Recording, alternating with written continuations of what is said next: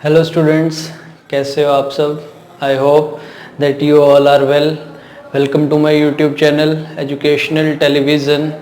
Today we will study about refraction of light, because जो भी हमारा कंसेप्ट था image formation by spherical mirrors वो अब हमारा कंप्लीट हो चुका है। So now we will start with refraction of light. So give the heading refraction of light.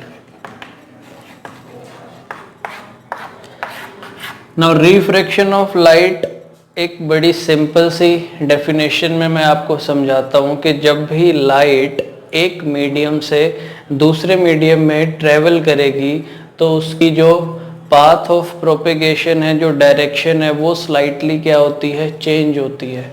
और वही फिनोमिना जो है वही क्या होता है, refraction of light. So first write it down, the definition of refraction of light, that when light travels from, कहाँ से ट्रेवल करेगी, travels from one medium to another medium,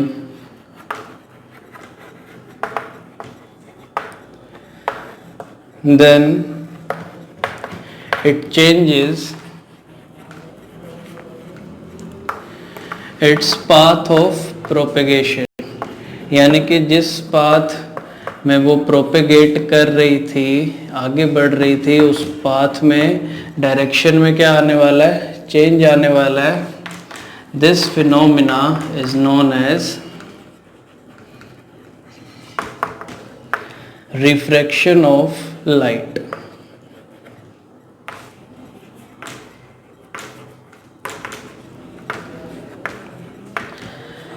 Now one thing is clear कि जब भी light एक medium से दूसरे medium में जाएगी तो उसकी जो डायरेक्शन है वो चेंज होने वाली है। इसका बड़ा सिंपल सा एग्जांपल आप ले सकते हो। आप एक पेंसिल लो, उसके बाद एक जो कांच का ग्लास लो और उसमें आप आधा पानी से भर दो। उसके बाद जब उसमें आप पेंसिल डिप करोगे, आधी इमर्स करने के बाद आप देखोगे कि जो नीचे वाली पेंसिल है वो स्लाइटली क्या हो जाएगी, उसकी अपरेंट पोजीशन आपको नज़र आएगी। वो ऐसा क्यों हो रहा है, क्योंकि कोई भी चीज़ हम देख पाते हैं वो एक्चुअल में लाइट उस पर पहले पड़ती है, उसके बाद फिर हमारी आईज़ में जाती है, वही हमें नज़र आता है। तो इस चीज़ में क्या हो रहा है, जब आपने पेंसिल को अंदर डिप किया हुआ है पानी के अंदर, तो बाहर वाला मीडियम, यानी कि अगर हाफ आपने अंदर डिप की हुई है तो बाहर वाला मीडियम क्या है, एयर, एंड अंदर वाला मीडियम क्या है, वाटर। तो जब रे ऑफ लाइट वो एयर टू वाटर जा रही है तो उसकी स्पीड में भी फर्क पड़ रहा है और इस वजह से उसकी जो डायरेक्शन ऑफ प्रोपेगेशन है वो भी क्या हो रही है, चेंज हो रही है। तो इस वजह से अपरेंट पोजीशन जो है वो हमें नज़र आती है। So this is refraction of light.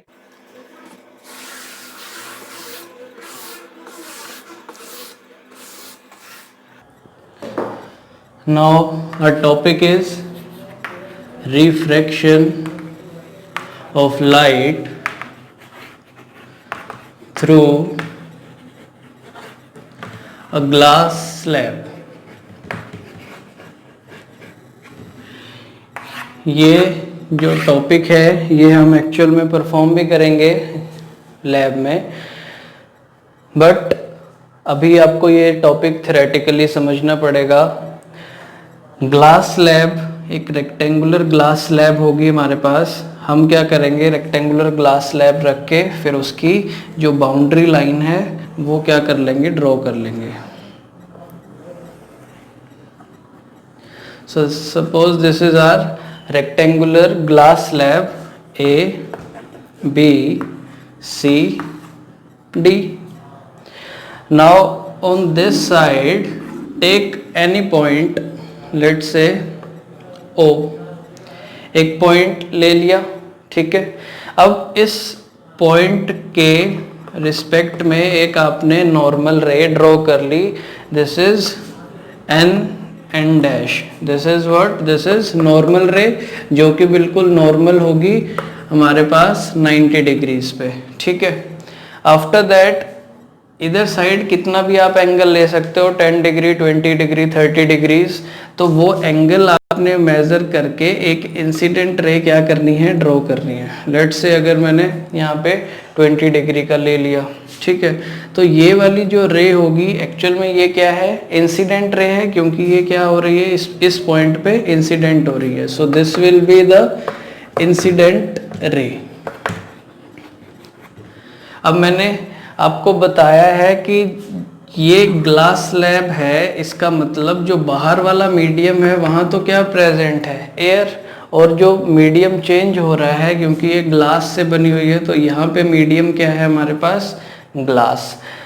Refraction of light में अभी मैंने बताया क्या कि जब भी लाइट एक मीडियम से दूसरे मीडियम में जाएगी तो फिर उसकी जो डायरेक्शन है वो चेंज होगी। अब डायरेक्शन चेंज होना ये किस चीज़ पे डिपेंड कर रहा है, अब एयर कैसा मीडियम है हमारे पास, air is the rarer medium और glass is the denser medium. अभी डेंसर का मतलब जो ज़्यादा घना है, यानी कि पार्टिकल्स जो हैं वो उसके ज़्यादा पास हैं। एयर में स्पीड ऑफ लाइट जो है वो ज़्यादा होगी, ग्लास में स्पीड ऑफ लाइट कम हो जाएगी।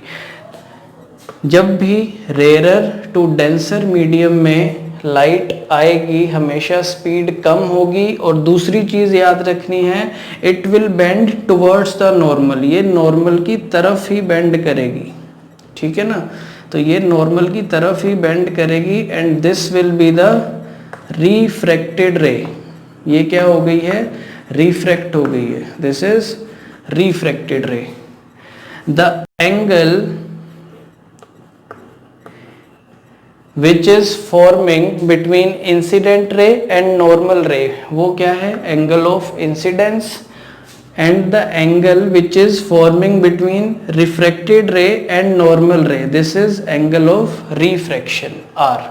ये आपको पता रखना है कि इंसिडेंट रे और नॉर्मल रे, वहाँ पे एंगल ऑफ इंसिडेंस, और नॉर्मल रे और रिफ्रैक्टेड रे के बीच में जो एंगल बनेगा वो angle of refraction. Now at this point you will again draw a normal ray n dash। अब आप ऊपर वाला भूल जाओ, बाहर फिर से मीडियम कैसा है, एयर। अब अगर मैं सपोज करूं कि लाइट अब कहाँ पे इंसिडेंट हो रही है, इस पॉइंट पे, लेट अस से दिस इज पॉइंट P, ठीक है, तो अब नॉर्मल रे और इंसिडेंट रे के बीच में एंगल ऑफ इंसिडेंस ये हो गया। अब कहाँ से कहाँ पे आ रही है, डेंसर से रेयरर मीडियम है, एयर कैसा मीडियम है, रेयरर। अब डेंसर से रेयरर में आएगी, so it will bend away from the normal. ये आपने याद रखना है कि जब भी रेयरर टू डेंसर में आएगी टुवर्ड्स द नॉर्मल, और जब डेंसर टू रेयरर जाएगी it will go away from the normal, and ये फिर एंगल ऑफ रिफ्रैक्शन हो गया। दिस इज द इमर्जेंट रे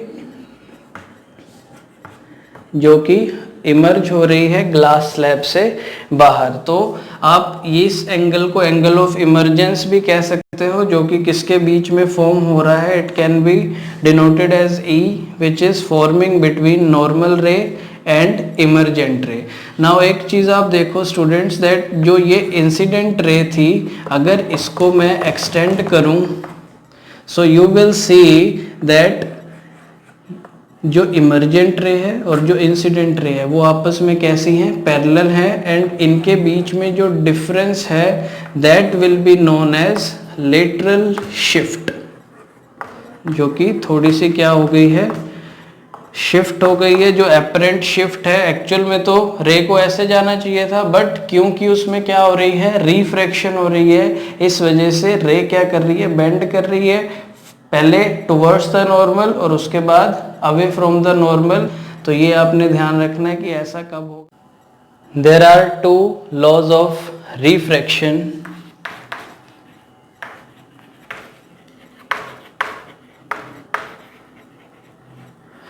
We will write both the laws of refraction।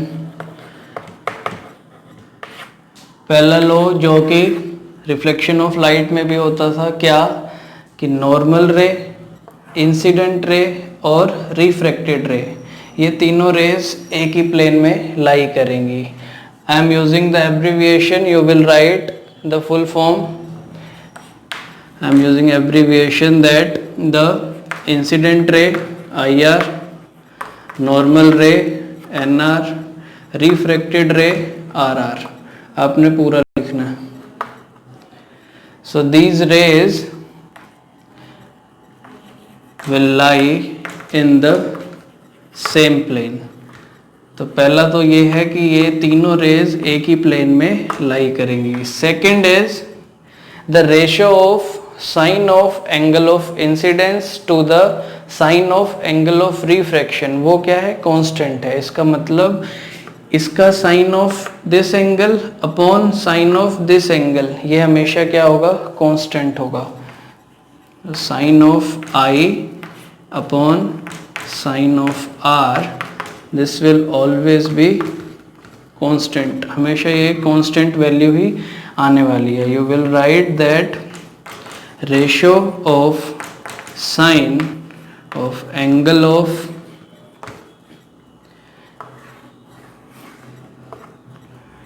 incidence to sine of angle of refraction, वो हमेशा क्या होगा? Constant, is always constant. ये और किस नाम से है? This is the Snell's law of refraction. This is Snell's law of refraction. अभी ये जो क्वांटिटी है sine i by sine r, ये एक्चुअल में हमें बता रहा है this is the refractive index of medium 2 with respect to medium first. तो रिफ्रैक्टिव इंडेक्स जो कि हमारा नेक्स्ट टॉपिक है, वो एक्चुअल में इसी के ही इक्वल होता है. Mu will be equal to sine i by sine r. तो ये हमारे पास दो लॉज ऑफ रिफ्रैक्शन है. पहला law, I am again repeating, कि incident ray, normal ray and refracted रे, ये तीनों एक ही प्लेन में लाई करेंगी. एंड हमेशा चाहे वो इधर से भी आप लोगे ये वाले दो एंगल्स, तब भी sine i by sine r वो क्या होगा? कांस्टेंट होगा. This is Snell's law of refraction.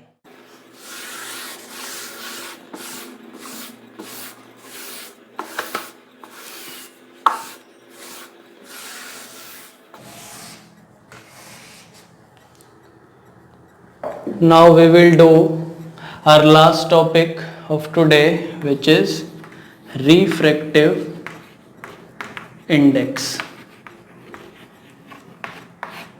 But before that, अगर आप ये वीडियो देख रहे हो और आपको अभी तक सब कुछ समझ आ रहा है, तो अभी इस वीडियो को लाइक कर दो. Now we will start again. Refractive index actual में क्या है? ये क्वांटिटी जो है, फिजिकल क्वांटिटी, ये हमें बताएगी क्या कि जो डायरेक्शन चेंज हो रही है वो कितनी चेंज हो रही है. इट मीन्स अगर तो रिफ्रैक्टिव इंडेक्स किसी मीडियम का ज़्यादा है, इट मीन्स उस मीडियम में लाइट एंटर करते टाइम डायरेक्शन ज़्यादा चेंज हो रही है. और अगर रिफ्रैक्टिव इंडेक्स कम है तो फिर कम चेंज हो रही है. It means refractive index will tell us about the extent of change in the direction of light.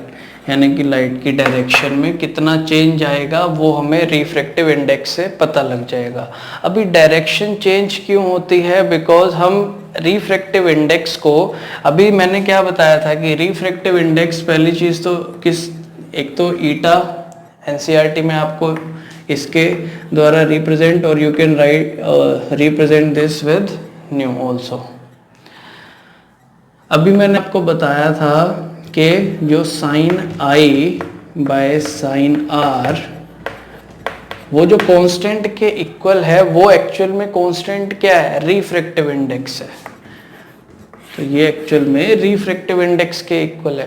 But यहाँ पे तो रिफ्रैक्टिव इंडेक्स की रिलेशनशिप किसके साथ है? एंगल ऑफ इंसिडेंस और एंगल ऑफ रिफ्रैक्शन के साथ. But now we will find out a relationship of refractive index किसके साथ, स्पीड ऑफ लाइट के साथ, क्योंकि स्पीड ऑफ लाइट जब मीडियम में चेंज होगा उसका, जब मीडियम बदलेगा, चाहे वो एयर टू ग्लास हो, एयर टू वाटर हो, वाटर टू एयर हो, मीडियम जब चेंज होगा लाइट का तो फिर उसकी स्पीड पे भी फर्क पड़ेगा। स्पीड ऑफ लाइट अगर मैं पूछूं मैक्सिमम कहाँ पे होती है, वैक्यूम में कितनी होती है, 3 × 10⁸ मीटर्स पर सेकेंड। अब एयर या फिर वैक्यूम में, एयर में थोड़ी सी कम होती है, स्लाइटली लेस, बट हम ऑलमोस्ट इक्वल ले सकते हैं। तो स्पीड ऑफ लाइट जो है वो हमारे पास 3 × 10⁸ मीटर्स पर सेकेंड आ गई। अब अगर मैं वही एक बार फिर से आपको रेक्टेंगुलर ग्लास स्लैब ड्रॉ करूं, इंसिडेंट रे, नॉर्मल रे, इंसिडेंट रे और नॉर्मल रे के बीच में जो एंगल था वो क्या था, एंगल ऑफ इंसिडेंस।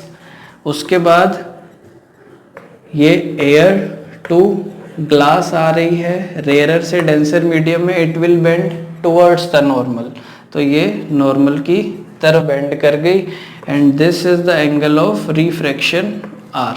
ठीक है, अब अगर एयर मीडियम 1 है and glass this is the medium 2, तो अगर हमें रिफ्रैक्टिव इंडेक्स पता करना है मीडियम 2 का with respect to medium 1, then it will be represented by n/2 this is the refractive index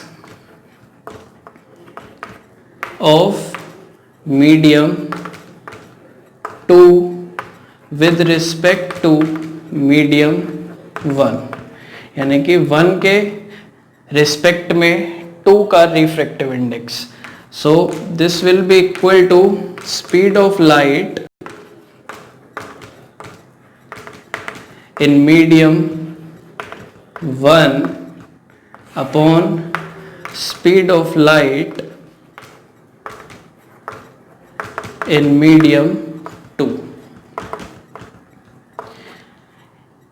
So this will be the relationship of refractive index किसके साथ, speed of light के साथ। तो हमेशा ध्यान रखना कि जब भी मीडियम, जिस मीडियम का पता कर रहे हैं वो आगे आएगा, जिसके रिस्पेक्ट में पता कर रहे हैं वो पीछे आएगा, और जिसके रिस्पेक्ट में पता कर रहे हैं उसमें स्पीड ऑफ लाइट कितनी है वो न्यूमरेटर में, और जिस मीडियम का पता कर रहे हैं उसमें स्पीड ऑफ लाइट वो डिनोमिनेटर में। अगर मैं इसी केस में उल्टा कर दूं, इट मींस अगर अब मुझे कहाँ से पता करना है, आगे का पता करना है, यहाँ पे नॉर्मल रे बनाई, ये इंसिडेंस रे, एंड जब बाहर आती है तो it will bend away from the normal. ठीक है, ये हो गया एंगल ऑफ रिफ्रैक्शन। तो इस केस में वो ग्लास टू एयर आ रही है। अब मुझे पता करना है फर्स्ट का किसके रिस्पेक्ट में, सेकंड के रिस्पेक्ट में, तो उसको मैं कैसे लिखूंगा, n, जिसका पता करना है वो पहले, जिसके रिस्पेक्ट में करना है वो बाद में। तो speed of light in medium, इस बार जिसके रिस्पेक्ट में पता कर रहे हैं वो ऊपर आता है, इन medium 2 upon speed of light in medium first। so ये आ गया हमारे पास रिलेशनशिप किसका, n1 एंड ये रिलेशनशिप n21 का।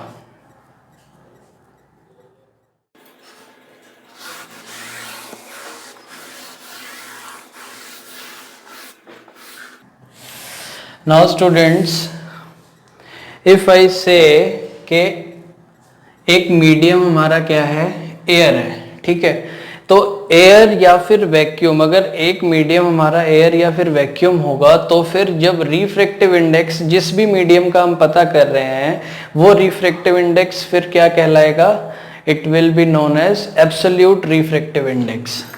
ठीक है ना, तो एब्सोल्यूट रिफ्रैक्टिव इंडेक्स वो कब होगा, when one medium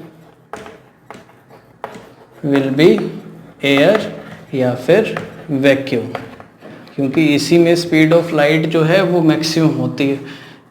तो जब भी एयर या वैक्यूम एक मीडियम होगा तो हमारे पास जो रिफ्रैक्टिव इंडेक्स आएगा that will B absolute refractive index and it will B denoted by NM। And उस केस में फिर जो speed of light in medium 1 लिखते थे उसमें हम क्या लिखेंगे न्यूमरेटर में, speed of light in air upon जिस मीडियम का हम पता कर रहे हैं एयर के रिस्पेक्ट में उसमें speed of light, so speed of light in medium, जिस भी मीडियम का हम रिफ्रैक्टिव इंडेक्स जो है वो पता कर रहे हैं। सो अगर मैं इसमें इसको रिप्रेजेंट कर दूं speed of light in air या फिर vacuum that is c 3 × 10⁸ metre per second, speed of light in medium we can write this as v, जो भी स्पीड ऑफ लाइट है उस पर्टिकुलर मीडियम में जिसका कि हम रिफ्रैक्टिव इंडेक्स पता कर रहे हैं एयर के रिस्पेक्ट में। तो ये आ गया हमारे पास c/v के इक्वल। नाउ आपको दो जो है इम्पोर्टेंट वो रिफ्रैक्टिव इंडेक्स पता होना चाहिए, किसका, एक तो वाटर का और ग्लास का। MCQs can be asked, water का है हमारे पास 1.33 एंड ग्लास का 1.52। ये आपको रिफ्रैक्टिव इंडेक्स का पूरा जो टेबल है वो NCERT की बुक में मिल जाएगा, आप वहाँ से भी रीड आउट कर सकते हो। सो ये ही हमारा सारा टॉपिक था जो आज हमने कवर किया है। And this is all for today, complete your work और आप मेरे को अपना काम भेज दो। And if you find this video useful, आपको अच्छी लगी है, समझ आ गया है सब कुछ, तो फिर अभी लाइक करो वीडियो को। अगर आप इस चैनल पे नए हो, पहली बार ये वीडियो देख रहे हो मेरी कोई, तो फिर अभी चैनल को सब्सक्राइब कर लो। और जो पुराने जो सब्सक्राइबर्स हैं या जो वीडियो देख रहे हैं जिन्होंने अब तक चैनल नहीं सब्सक्राइब किया है तो सब्सक्राइब कर लो ताकि आपको आने वाली वीडियोस की नोटिफिकेशन मिल जाए। उसके लिए जो साथ में नोटिफिकेशन बेल है उसको भी प्रेस कर देना। एंड स्टूडेंट्स, ये जो चैप्टर है लाइट रिफ्लेक्शन एंड रिफ्रैक्शन, इसके बाकी के पार्ट्स भी अगर आपने देखने हैं, रिवाइज करने हैं, उन सब का भी लिंक जो है वो आपको डिस्क्रिप्शन में मिल जाएगा, वहाँ पे आप क्लिक करके वो वीडियोस भी देख सकते हो। Thank you.